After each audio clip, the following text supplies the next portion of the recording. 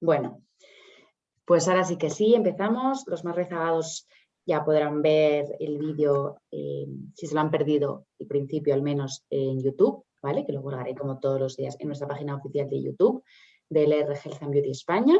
Así que, Paco, bienvenido otra tarde más, otro miércoles.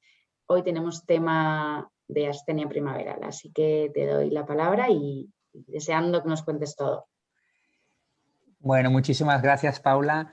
Muy bienvenidos y bienvenidas a la charla de hoy. Hoy vamos a hablar de astenia primaveral, que bueno, es el nombre que ha recibido un poco el cansancio este extremo o el cansancio este poco explicable que padecemos en esta época del año y que veréis por las siguientes diapositivas que tiene su motivo fisiológico. Padecemos algo similar en otoño, en aquel caso el desequilibrio que veréis hoy pues sería al revés, ahora en cuanto lleguemos lo veréis claro. Pero bueno, la astenia quizás lo más importante es saber cuándo es fisiológica, es decir, cuándo son los avatares de la vida o las vicisitudes de la vida y cuándo hemos de pensar en algo más patológico, por así decirlo. ¿Cuándo puede enmascarar alguna enfermedad? Porque cualquier enfermedad que ponga en riesgo o que afecte de alguna manera nuestra salud muchas veces acaba generando astenia. La astenia, por tanto, no siempre es fisiológica. Hay unas situaciones patológicas. Al fin y al cabo, el tratamiento sería muy parecido en ambos casos. Lo único es que en la situación en la que esa astenia es patológica, hay una enfermedad detrás, pues evidentemente el tratamiento de esa enfermedad comportará también una mejoría sintomática bastante importante. Bajo esta pregunta, ¿es siempre fisiológica? Lo que nos tenemos que plantear pues es eso, son las causas de astenia patológica, que son las que requerirían una visita con nosotros, en los centros de salud, con los sanitarios y las sanitarias. En muchas ocasiones, si la persona hace tiempo que no la ves, por ejemplo, ahora que estamos retomando la visita más presencial en los centros de salud, cuando llevas un tiempo que no ves a una persona, sobre todo si te explica pues una astenia, un cansancio poco justificable, o que haciendo muy poquito ejercicio se canse en exceso, lo primero que nos planteamos es hacer un estudio analítico, un análisis de sangre, una extracción de sangre, que nos permita descartar pues, lo que veis aquí, una anemia, por ejemplo, sobre todo en mujer joven fértil, por la menstruación, evidentemente, una carencia de alguna de las vitaminas esenciales, por ejemplo, la vitamina D, cada vez la pedimos más porque vamos viendo, creo que esto ya lo hemos comentado en algún otro webinar, vamos encontrando cada vez más funciones de esa vitamina D y cada vez nos interesa más determinar si la vitamina D está carencial en nuestra situación, en nuestro organismo o no. Un mal control de la glucosa también vendría asociado a una astenia, vendría asociado a más síntomas, evidentemente, pero la astenia estaría en todos y cada uno de estos cuadros que hemos comentado. Y en otras ocasiones, más que una causa orgánica como tal, el motivo puede ser más psicológico o más adaptativo. En este caso, veréis que los síntomas suelen ser pues más un estado anímico alterado, una irritabilidad, un insomnio, lo veremos también a continuación. Para comenzar, definiríamos la astenia. Yo imagino que estaréis de acuerdo con esta definición. Hablamos de astenia cuando nos estamos refiriendo a un cuadro de cansancio inexplicable y no atribuible o desproporcionado respecto a la actividad física que hemos realizado. Es decir, hemos hecho lo mismo que hacemos de costumbre, pero nos quedamos muertos en el sillón, nos quedamos fritos, nos dormimos rápidamente, nos cuesta tirar de nuestro cuerpo.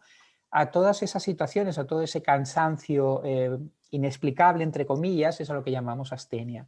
Evidentemente la astenia, como tantas otras cosas en medicina, o como tantos otros conceptos o situaciones en medicina, varía mucho de un individuo a otro. Hay gente que prácticamente con nada ya se sienten agotados. Hay situaciones como por ejemplo la fibromialgia, el cansancio crónico, que son enfermedades, son patologías, son alteraciones, cuadros sintomáticos que vienen asociados ya a una astenia intensa ante el menor tipo de ejercicio físico, y hay gente que tolera perfectamente pues, subir montañas, bajar valles y apenas si se queja, ¿no?, de cansancio.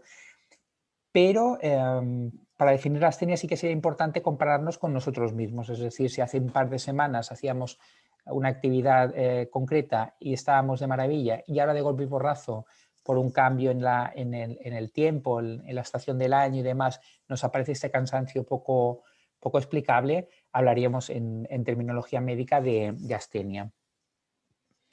Comentábamos también, pues eso, que puede haber una causa orgánica, es decir, puede haber un déficit de algunas sustancias, como hemos comentado, la anemia, un hipotiroidismo, no lo hemos comentado, pero la glándula tiroides, la hormona tiroidea, un déficit sobre todo de la función tiroidea suele ir claramente asociado a una astenia, a un cansancio importante.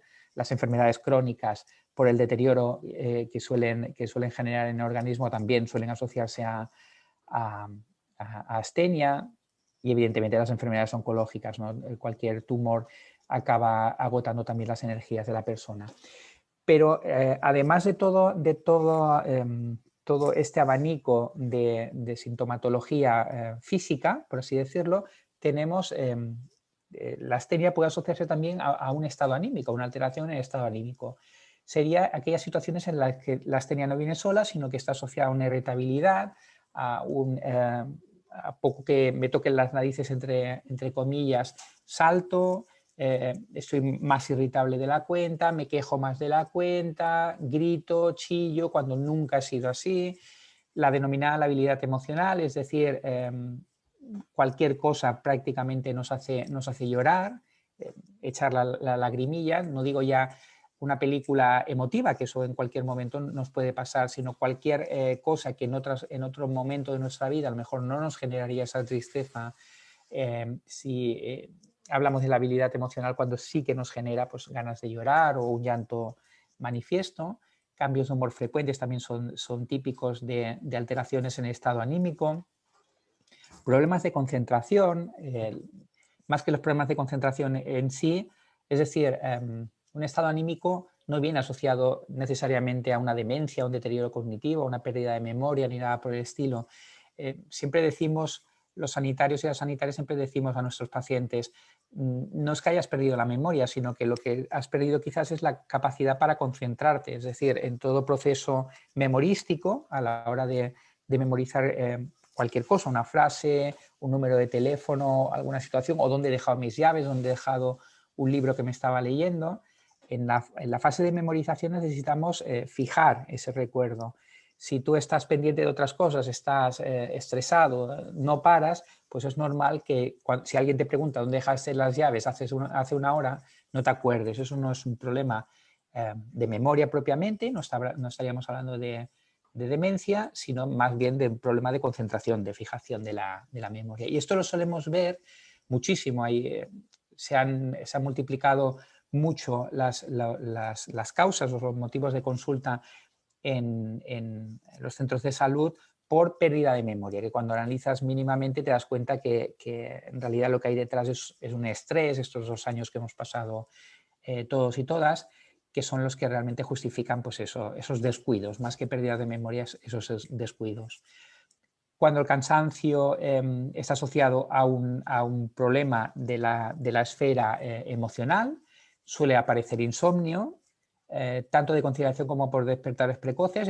Creo que lo habíamos comentado en algún otro webinar, pero el insomnio de conciliación, es decir, nos acostamos y nos cuesta dormirnos un rato, suele asociarse más a estrés y ansiedad, irritabilidad, nerviosismo, a ir pasado de vueltas. Y el insomnio por despertares precoces, es decir, te echas en la cama, te despiertas a las 2 y ya no te vuelves a dormir, suele ir más asociado al trastorno anímico, a la distimia, a la depresión, a la tristeza en general. Pero además este cansancio puede ir asociado, como hemos comentado, a sintomatología física, y aunque vaya asociado a sintomatología psicológica o del ámbito o del abanico de sintomatología psicológica, también puede aparecer dolor muscular o de determinadas zonas osteoarticulares. Ahí tenéis el caso, por ejemplo, que hemos comentado al principio de la charla, que es la situación, las patologías como la fibromialgia, por ejemplo, que además de una irritabilidad, de una tristeza, de los cambios de humor frecuente y demás, suele aparecer ese dolor tan típico en determinados puntos, los determinados puntos gatillos que son los que nos permite a los sanitarios diagnosticar a posteriori la enfermedad. ¿Posibles causas de esta astenia? Pues básicamente hablamos de un desequilibrio. Hay dos grandes grupos de causas. El primero sería un desequilibrio en el eje cortisol-melatonina. Pensad que a lo largo del día bien predomina el cortisol o bien predomina la melatonina. El cortisol nos lo vamos a encontrar fundamentalmente durante el día, es el que nos mantiene despiertos, o sea, es el que se activa claramente cuando nos despertamos. Es por ello, por el pico de cortisol que tenemos, que los ictus, las hipertensiones arteriales y demás son mucho más típicos de madrugada, en el amanecer, que en otras horas del día, porque el cortisol, como sabéis, sube la tensión, sube el azúcar, nos prepara para la lucha, nos permite que tengamos el cuerpo nutrido por si tenemos que afrontar alguna adversidad, una lucha, una pelea y demás. Hablando como animales, me refiero a lo de lucha y pelea, el día a día general. Y la melatonina, que es la hormona del sueño, predomina sobre todo, se empieza a secretar sobre las 5 o las 6 de la tarde, más o menos.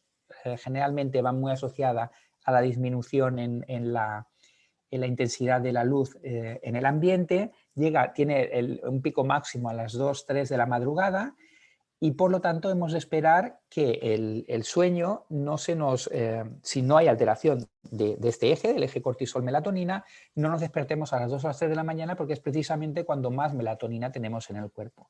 Por lo tanto, quien se despierta a las 2 o las 3 de la mañana, seguro que hay alguna alteración de este tipo, que es de la melatonina probablemente, que es la que justifica que se despierte antes de tiempo. Y durante las 24 horas pues pasamos del pico de cortisol a más o menos un equilibrio a media tarde entre los dos, justo después de comer aproximadamente, y va bajando el cortisol, sube la melatonina, tenemos el pico a las 2 o 3 de la madrugada y va bajando después para imponerse de nuevo el cortisol. Es decir, que durante 24 horas tenemos este juego, este partido entre estas dos hormonas, entre estos dos neurotransmisores. ¿Qué sucede en primavera? Pues en primavera van aumentando las horas de luz solar de manera que la melatonina, que tendría que secretarse o empezar a secretarse a las 5 o 6 de la tarde aproximadamente, se acaba secretando más tarde, empieza más tarde y por lo tanto el pico al que llega, el pico nocturno al que llega, se retrasa más y no llega a ser un pico tan intenso porque a las 5 o 6 de la mañana ya el cortisol empieza a tirar hacia arriba. 6, 7 de la mañana, los que nos despertamos a esa hora, empieza el pico de cortisol y por tanto la melatonina no llega a hacer su pico normal.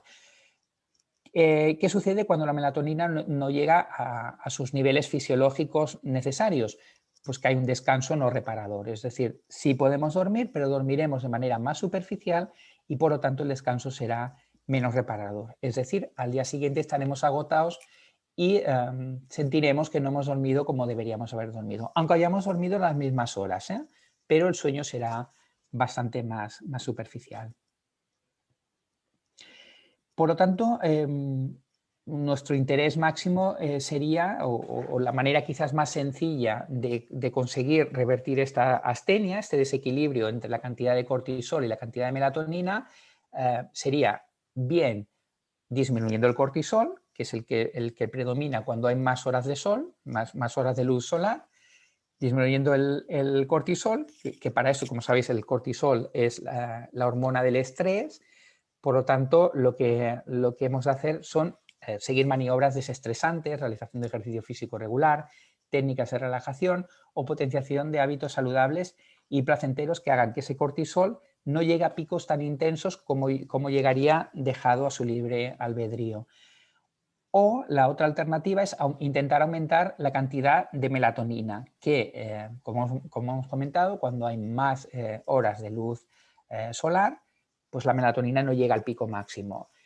deberíamos intentar ayudarla a que se secrete de manera adecuada y a que se produzca suficiente melatonina para que el descanso sea el más adecuado. ¿Cómo lo conseguimos? Reinstaurando una correcta higiene de sueño, es decir, yéndonos a dormir a una hora prudencial, pero eso cada día, no un día sí, dos no, intentando disminuir el cortisol, es decir, meternos en la cama después de ver una película de suspense, de miedo, de terror, pues igual no es el mejor momento. Y además, para aumentar la melatonina podemos intentar incidir sobre sus precursores, que sabemos cuáles son. Sabéis que la producción de melatonina, el paso inicial sería el aminoácido triptófano, que veis aquí, que está muy presente evidentemente en determinados alimentos, sobre todo en alimentos de tipo proteico, en alimentos ricos en proteína, huevo, en pescado, por ejemplo. El triptófano pasaría a nivel cerebral, pero también a nivel intestinal, la microbiota, a serotonina. La serotonina, conocida, entre comillas, como la hormona de la felicidad, sería la principal diana de todos los tratamientos antidepresivos que utilizamos en los ambulatorios o en los hospitales. Y la serotonina sería el precursor de la melatonina, de forma que un buen nivel de serotonina, es decir, un estado anímico bueno, válido, saludable, nos va a llevar, generalmente, va a venir asociado a un descanso nocturno adecuado, porque teniendo niveles adecuados de serotonina, generalmente vamos a tener también niveles adecuados de melatonina.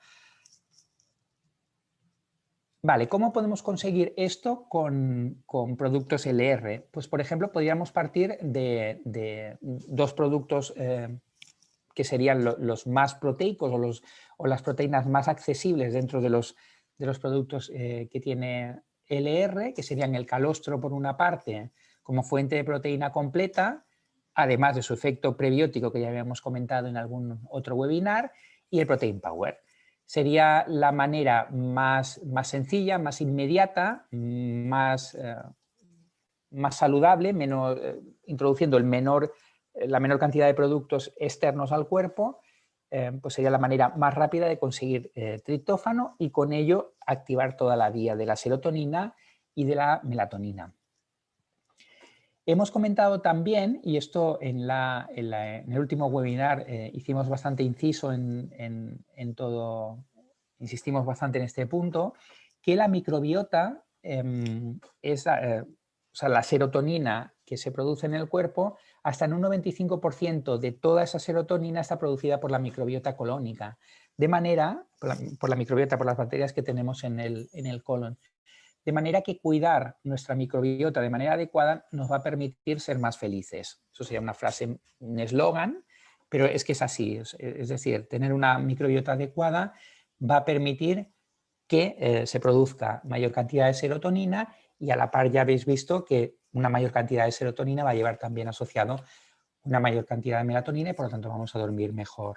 O sea que es un punto importante.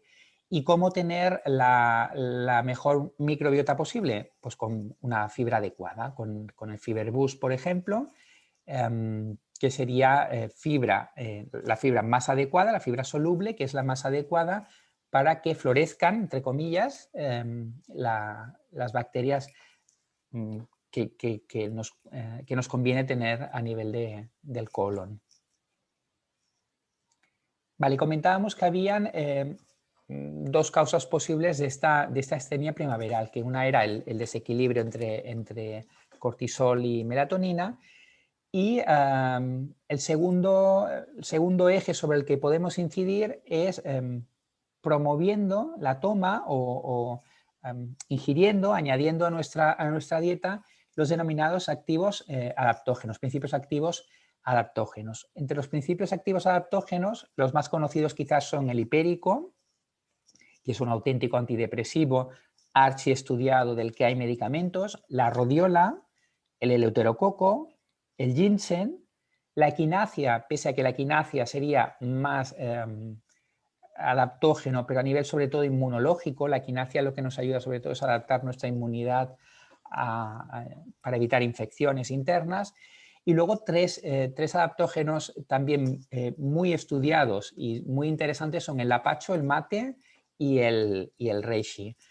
Tanto el lapacho como el mate, además de la teína del té verde, los encontramos en el té Figuactive. De manera que añadir té Figuactive a nuestra pauta habitual nos va a dar ese plus de ánimo, nos va a permitir adaptarnos a la adversidad, nos va a disminuir el estrés y nos va a permitir estar pues más estables emocionalmente.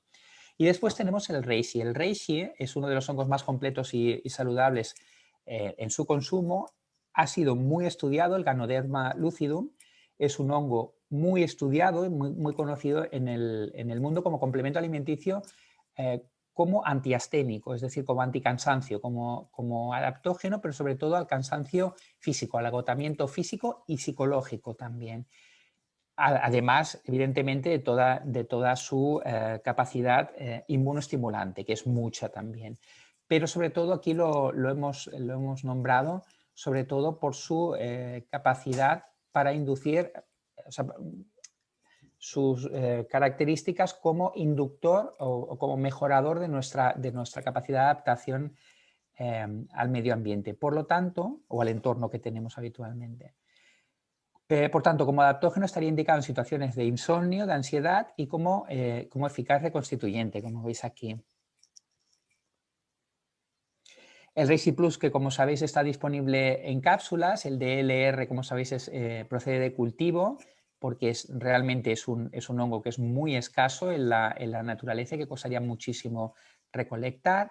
La dosis diaria recomendada, sobre todo de mantenimiento, sería una cápsula al día, pero durante fases cortas, periodos, momentos de choque, por ejemplo, ahora es un muy buen momento para realizar una pauta así, podemos aumentar esa dosis aumentar la dosis a 2, 3 al día. Yo haría perfectamente 2 o 3 cápsulas al día durante un mes, 3, 4 semanas, por ejemplo, en épocas de cambio, es decir, para la astenia primaveral y ya lo veremos en su momento, si Dios quiere, para la astenia otoñal, que es la otra época en la que vuelve a haber un desequilibrio, pero en aquel momento hay un ascenso de la melatonina y un descenso del cortisol.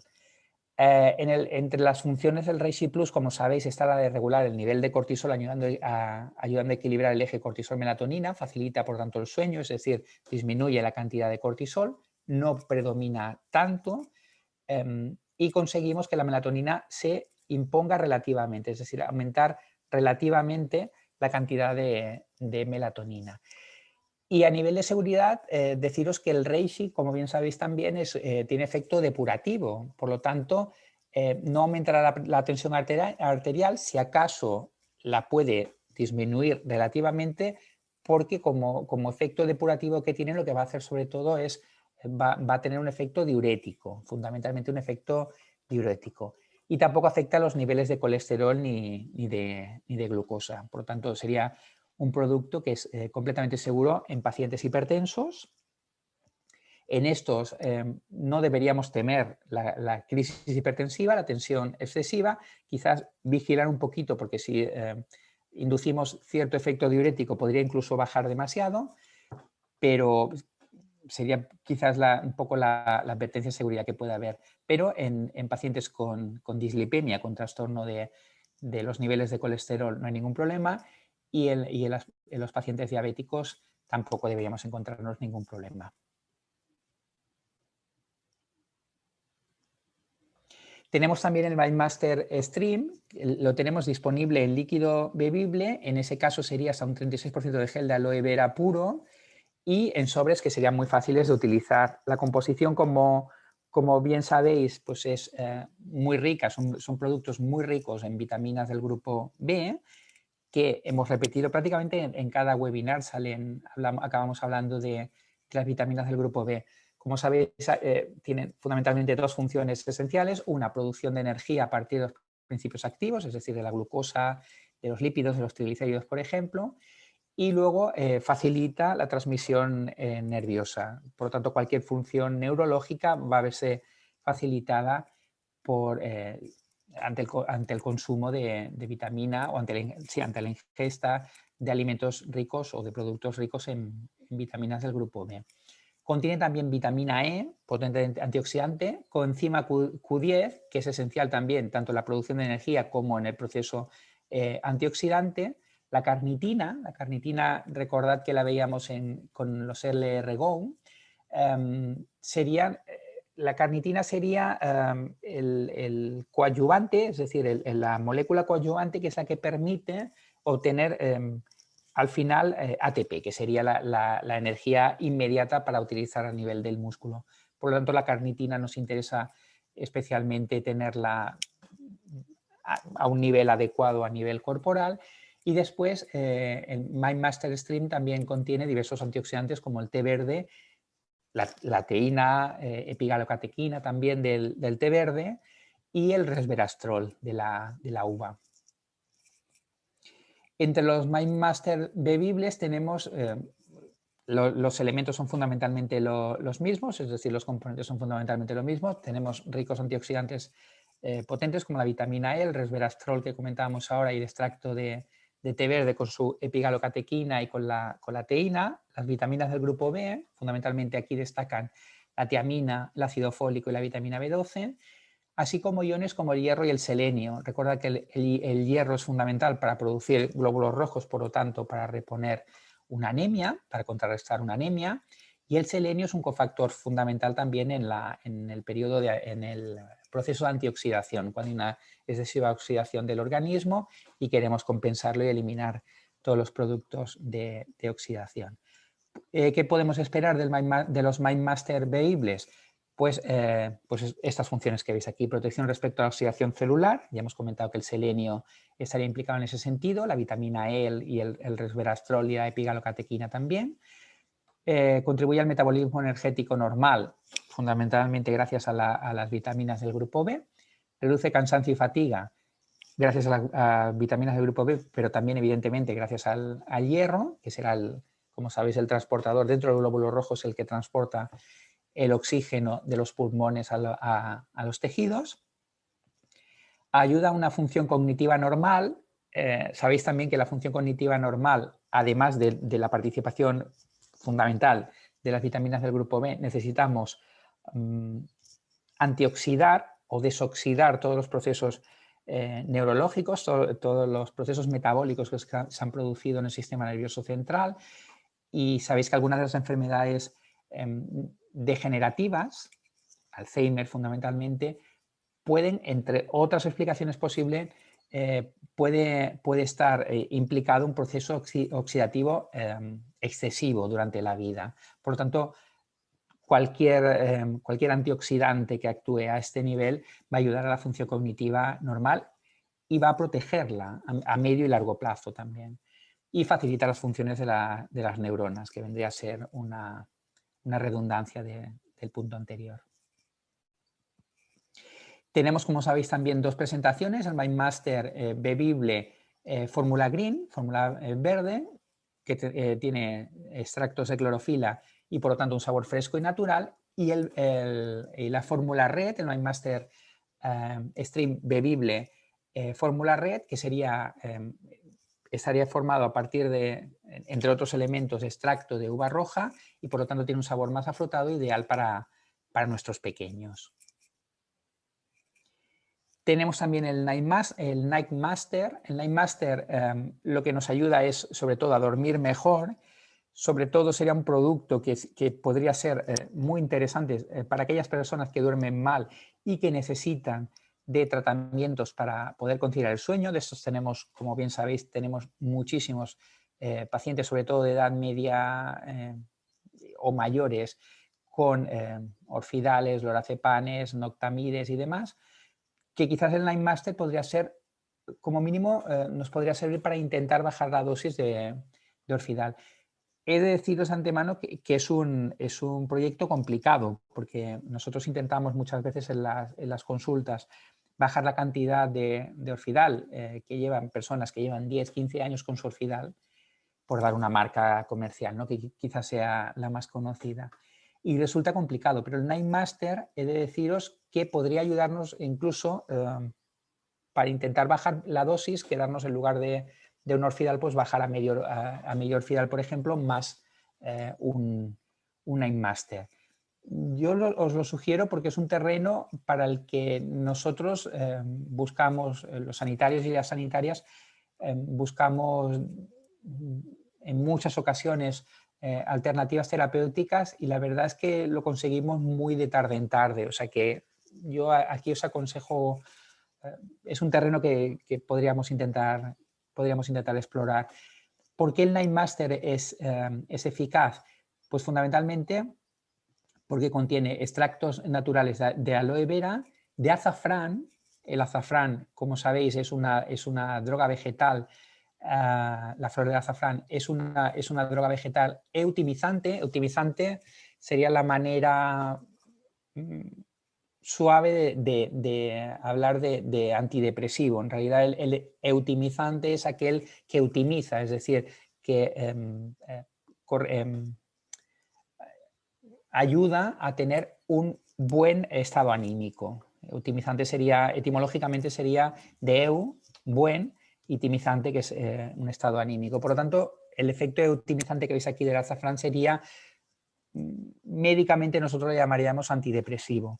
Y el lúpulo, que es un sedante hipnótico de potencia leve moderada, que a lo mejor en cuadros de insomnio potentes pues no vamos a conseguir el efecto deseado, pero en gente que simplemente duerma un poquito peor últimamente, está un poco más nervioso así, el lúpulo podría ir de maravilla. En este caso deberíamos tomar un sobre media hora antes de acostarnos con 100 mililitros de agua, media hora porque es la vida media del lúpulo, aproximadamente es lo que tarda el lúpulo en comenzar a hacer efecto. En el caso del azafrán, lo que estamos buscando en realidad no es un efecto tan inmediato, buscamos más un efecto pues, antidepresivo, es decir, más a medio plazo. Necesitaríamos tomar el Nine Master más tiempo, aproximadamente 3-4 semanas, fundamentalmente para conseguir que el estado anímico mejorase lo suficiente. Pero evidentemente el lúpulo ni el azafrán tampoco no crean adicción, no generan tolerancia y por lo tanto no nos vamos a encontrar con síndromes de abstinencia que sí tendríamos con cualquiera de los tranquilizantes que utilizamos habitualmente, de los medicamentos de síntesis.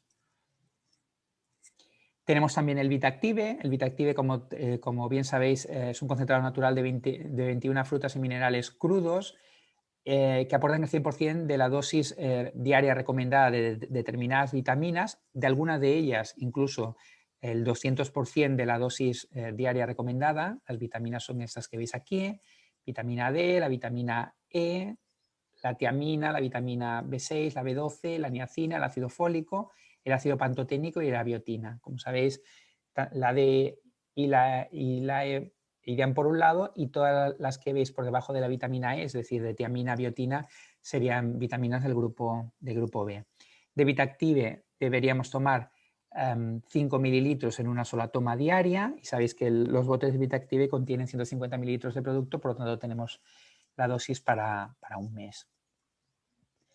Bueno, pues cualquiera de todos estos productos los podéis encontrar en autoenvío. Sabéis que hemos comentado, por ejemplo, que el Pro12 nos facilitaría una correcta microbiota, por lo tanto, no solo todos los beneficios que veíamos en el webinar anterior, sino que ahora aquí tenemos que asociar la producción de serotonina, por una parte, por lo tanto, mejorar el estado anímico, y de melatonina, por lo tanto, vamos a dormir mejor. Cistus incanus, veíamos también en webinars anteriores que es un potente antioxidante, y el colostrum el calostro como fuente proteica, es decir, la manera más inmediata de obtener la proteína que tan necesaria es y que en el webinar de hoy hemos visto que nos puede permitir producir a posteriori serotonina y melatonina. En el autoenvío también podéis encontrar el Vitactive, el ProBalance y el Super Omega. Los podéis encontrar en fórmula de autoenvío. Pensad que en cualquier caso estamos hablando de productos cuyos beneficios fundamentalmente se notan por el consumo mantenido, por el consumo continuo, no solo no de manera puntual, sino por un consumo más seguido en el tiempo. Y después tenemos en autoenvío también los Mind Master, la fórmula Red, la fórmula Green, y también el MindMaster Stream en sobres. Y veis aquí también el Pro12. Como os digo, son productos muy interesantes fundamentalmente en esta diapositiva en concreto, fundamentalmente para todo lo que tiene que ver con el estado anímico y con la función de dormir, a la hora de irnos a dormir. Toda esta situación antiastemia que hemos explicado en este webinar. Y creo que hoy hemos acabado pronto. Si queréis preguntar alguna cuestión, estoy aquí para...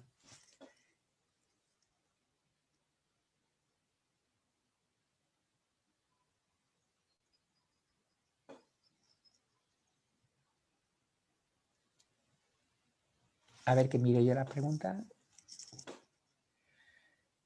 Vale, me pregunta Estefanía Torres, ¿durante cuánto tiempo podríamos estar tomando el calostro y el Pro12? Yo normalmente recomiendo probiótico durante 3 meses seguidos y sobre todo en cambio de épocas.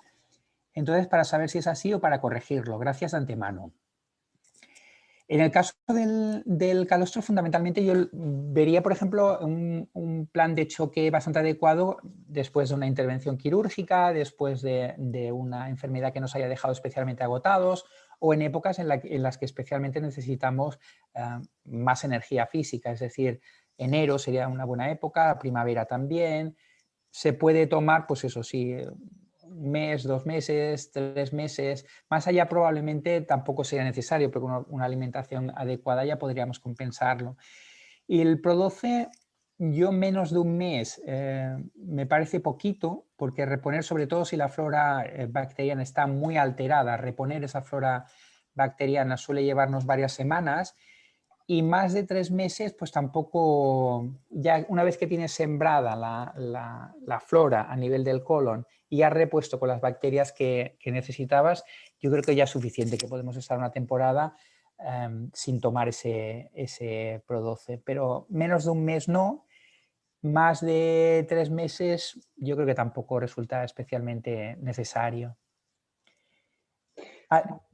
Fenomenal, Paco. Sí, es que justo estaba en mute y no me has oído. Justo hemos hecho la pregunta a la vez. Así que fenomenal, si no nos hubiéramos pisado. Hay otra pregunta de Alexander que dice, ¿cuál de los MindMaster es más recomendado para la intensa actividad física, el rojo o el verde? Creo, hasta donde yo sé, que la composición es muy similar, por lo tanto cualquiera de los dos sería adecuado porque vas a obtener, aparte de la vitamina B12, o sea, de las vitaminas del grupo B, que son las que te van a permitir transformar la glucosa, los triglicéridos en energía inmediata. Tienes también todos los antioxidantes que veíamos en el webinar del ejercicio físico, que el ejercicio físico como tal no deja de ser una agresión contra el organismo y por lo tanto un proceso oxidativo potente. Por lo tanto, yo creo que son productos que pueden ir muy bien para el ejercicio físico, cualquiera de los dos. Hasta donde yo sé, igual hay algún detalle que desconozco yo hasta ahora, pero hasta donde yo sé cualquiera de los dos son válidos. Sí, si no tenemos nuestra línea de deporte específica para deportistas, ¿no? Así que, Sander, si no la conoces, tenemos webinars ya grabados en YouTube que te puedes también informar, aparte de los MindMaster y MindMaster Extreme.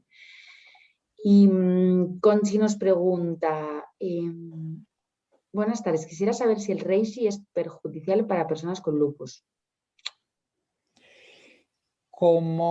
Sí, es lo que comentábamos, puede resultar perjudicial. Es lo que comentábamos creo que en el webinar anterior. El problema que hay con las enfermedades autoinmunes, el lupus es una enfermedad autoinmune, es decir, el lupus en realidad hay una serie de anticuerpos que lo que hacen es atacar estructuras propias.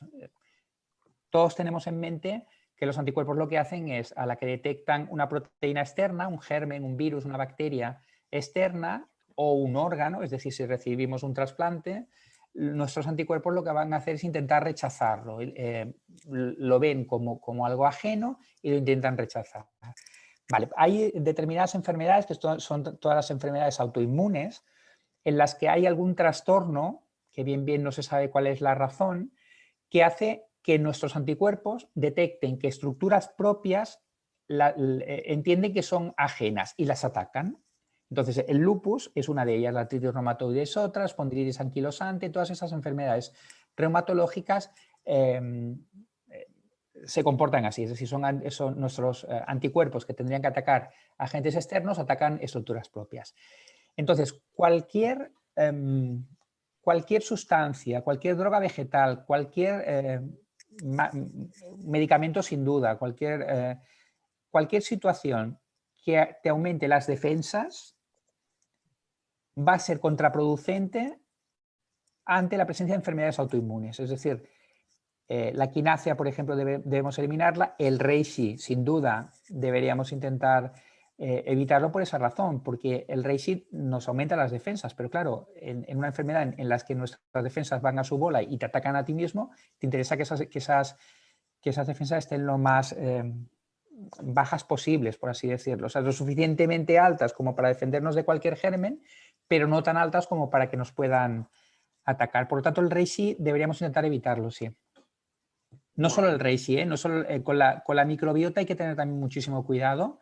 Con el Pro12, por ejemplo, hay que tener mucho cuidado cuando hay enfermedades de este tipo, porque ahí pierdes un poquito el control. Estás moviendo de alguna manera o estimulando de alguna manera la inmunidad y puedes perder el control y que acabe actuando contra ti mismo. Hay que ir mucho cuidado en esos casos, sí. Fenomenal, doctor. Preguntan, ¿tengo glaucoma? ¿Puedo tomar Mindmaster Red, o sea, rojo y verde? Sí, además en el caso de glaucoma específicamente no, pero para la salud ocular, o sea, el glaucoma no es una contraindicación para este tipo de patología, pero además para todo lo que tiene que ver con la patología ocular, con la degeneración macular, por ejemplo, toda la patología ocular de la visión, cualquier compuesto que lleve antioxidante nos va a venir de perlas. De hecho, gran parte del tratamiento que tenemos para la degeneración macular, estamos hablando de otra entidad diferente al glaucoma, pero gran parte de la terapia que tenemos para la degeneración macular se basa fundamentalmente en antioxidantes. En el caso de glaucoma, supongo que sabéis imagino que sabéis que en realidad lo que hay es un aumento de la tensión dentro del ojo. Por lo tanto, el único problema que podemos tener es cualquier compuesto que aumentase de alguna manera este líquido que tenemos dentro de los ojos. Y se me ocurre así a bote pronto la cortisona quizás sería... Pero claro, pensad que complementos alimenticios como los que tenemos entre manos no tocan este tipo de eje. O sea que no habría ninguna contraindicación, a mi modo de ver. Vale, fantástico, doctor Paco. Y también están comentando sobre el hipotiroidismo. Me cuesta muchísimo decir esa palabra. ¿Qué les recomendamos? En el hipotiroidismo, un buen control del tiroides fundamentalmente. Es decir, yo creo que queda claro. Lo que pasa es que me lo iréis mucho si Dios quiere. Insistir en que hay determinadas patologías que hemos de tratarla con determinados medicamentos. Es decir, un hipotiroidismo tenemos menos hormona tiroidea o menos función de la hormona tiroidea de la que necesitamos normalmente. Por tanto, en un hipotiroidismo el tratamiento esencial es la hormona tiroidea. No podemos buscar sustitutos, podemos buscar acompañantes de esa patología, de ese tratamiento, pero el tratamiento pasa sí o sí por la hormona tiroidea. En el hipotiroidismo compensado, controlado, es decir, cuando la hormona tiroidea está estable, cuando hemos encontrado la dosis de hormona tiroidea que necesita la persona y ya la está tomando. En ese caso, como cualquier proceso asténico, pues cualquiera de los productos que hemos comentado hoy podrían ir perfectamente, porque a la hora de reponer la astenia, cualquiera de ellos puede ir fenomenal. Pero un hipotiroidismo debe ser tratado siempre con hormona tiroidea. No podemos buscar sustitutos porque lo que falta está claro y solo lo conseguimos a través de la hormona tiroidea. Vale. Y ya por último tenemos aquí una pregunta que a lo mejor incluso puede llevar para un webinar. ¿Qué recomienda para mejorar los síntomas de la esclerosis múltiple? Uf, madre mía. Sí, ¿verdad? Vale, vale. No, la enfermedad, o sea, la esclerosis múltiple, hasta donde sabemos nosotros, también hay un proceso autoinmune probablemente. Por lo tanto, contraindicado todo lo que tenga que ver con la inmunidad, es decir, todo lo que hemos comentado antes para el lupus sería aplicable también en el caso de la esclerosis múltiple. Insisto, hasta donde sabemos nosotros, entendemos que es una enfermedad en cierta manera autoinmune, por lo tanto que avanza a brotes, pero que hay un problema de inmunidad detrás. Por lo tanto, todo lo que toque la inmunidad fuera, porque nos meteríamos, desequilibraríamos de alguna manera la inmunidad y podríamos tener algún problema, más que nada porque no sabes dónde te estás metiendo. Es decir, si tú tocas la inmunidad de alguna manera, te puede aparecer algún efecto secundario que no considerabas, por lo tanto mejor no meterte. La probiota, parece que hay estudios cada vez más potentes, más sostenibles, más firmes, que determinada microbiota, determinadas bacterias podrían ayudar a en determinados trastornos neurodegenerativos, como la esclerosis múltiple, como es la ELA, como es el Parkinson, por ejemplo, o el Alzheimer. Pero volveríamos a estar en la misma situación, es decir, meter el Pro12, por ejemplo, comporta meter determinadas bacterias y no necesariamente esas bacterias van a ser las adecuadas para revertir el proceso neurodegenerativo. Aparte, estamos hablando de investigación muy reciente y que está muy en calzoncillos, muy en paños menores todavía, que tiene poca... son estudios sólidos, pero todavía necesitan más evidencia a la hora de aplicarlos en el día a día. Yo os diría que no os metáis en el mundo de la inmunidad, en una esclerosis múltiple, no os metáis con la inmunidad. Con la microbiota yo tampoco me metería y todo lo demás lo podéis dar tranquilamente. Antioxidantes son súper interesantes, vitaminas B son súper interesantes también, por lo tanto no hay ningún problema. Pero la inmunidad es lo que no deberíamos tocar, por eso, porque tampoco sabemos cómo vamos a reaccionar. Vale, Paco, pues nada, yo creo que lo dejamos aquí.